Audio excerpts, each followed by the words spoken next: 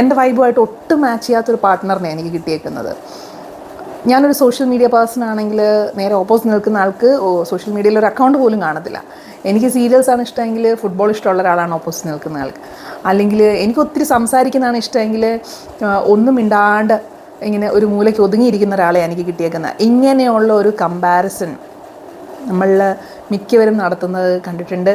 And ഇതിനൊരു എരുതിയിൽ എണ്ണ ഒഴിക്കുന്ന പരിപാടിയാണ്. നമ്മൾ വല്ല റീലോ അല്ലെങ്കിൽ എന്തെങ്കിലും ഒരു വീഡിയോയോ ഒക്കെ കണ്ടു കഴിയുമ്പോഴത്തേക്കും അതിലെ കപ്പിൾസിനെ കണ്ടോ, അവരെന്താ സെറ്റാ അവർ, അത് വെച്ച് നോക്കുമ്പോൾ നമ്മളെയൊക്കെ എന്തിനെ കൊള്ളാമല്ല, എൻ്റെ ലൈഫേ പോയി എന്ന് ചിന്തിക്കുന്നവർക്ക് വേണ്ടിയിട്ടാണ് ഇന്നത്തെ ബ്ലാബ്ല.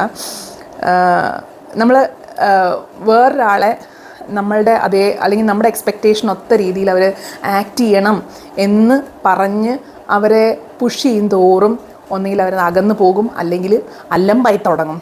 സോ ബെറ്റർ എന്താണെന്ന് വെച്ച് കഴിഞ്ഞാൽ ഈ വൈബ് നോർമൽ അല്ലാത്തത് അല്ലെങ്കിൽ വൈബ് സെറ്റ് അല്ലാത്തത് ഒരു നോർമൽ കേസാണ്. ചുറ്റും നോക്കിക്കഴിഞ്ഞാൽ എല്ലാവർക്കും മനസ്സിലാവുന്ന കാര്യമാണ്. മിക്ക കപ്പിൾസും സെയിം വൈബല്ല. എങ്ങനെ വന്നു കഴിഞ്ഞാലും ധ്രുവങ്ങൾ 16 എന്ന് പറയുന്ന കണക്കത്തെ ഒരു അവസ്ഥയാണ്.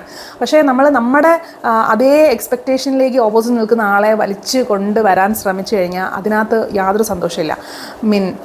അത് സക്സസ് ആവത്തുമില്ല. ഏറ്റവും ബെസ്റ്റ് ചെയ്യാവുന്നത് നമ്മൾ നമ്മുടെ ഇൻഡിവിജ്വൽ സ്പേസ് കണ്ടുപിടിക്കുക, നമുക്ക് ഇഷ്ടമുള്ള കാര്യങ്ങൾ ചെയ്യുക. നമുക്ക് ഇഷ്ടമുള്ള എന്താണെന്ന് വെച്ച് കഴിഞ്ഞാൽ അത് ചെയ്യുക. അവർക്ക് ഇഷ്ടമുള്ള എന്താണെന്ന് വെച്ചാൽ അവർ ചെയ്യട്ടെ എന്ന് വെക്കുക. അവർക്കും ഒരു ബ്രീത്തിങ് സ്പേസ് കൊടുക്കുക. നമ്മൾ നമ്മുടെ ഇഷ്ടത്തിന് ജീവിക്കുക, സെൽഫ് ലവ് പ്രാക്ടീസ് ചെയ്യുക.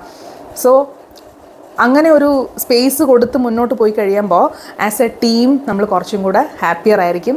ആസ് എ ടീം നമ്മൾ നന്നായിട്ട് ഫങ്ഷൻ ചെയ്യും.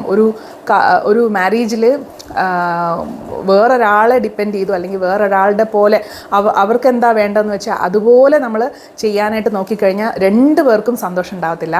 ഏറ്റവും ബെസ്റ്റ് എന്ന് പറഞ്ഞു കഴിഞ്ഞാൽ അവരവർ ഇൻഡിവിജ്വലായിട്ട് തന്നെ നിൽക്കുക. Even though in a relationship ഇൻഡിവിജ്വലായിട്ട് നിൽക്കുക. പക്ഷേ ടുഗദർ അവർക്ക് കുറച്ചും കൂടെ ബെറ്ററായിട്ട് ഫീൽ ചെയ്യും.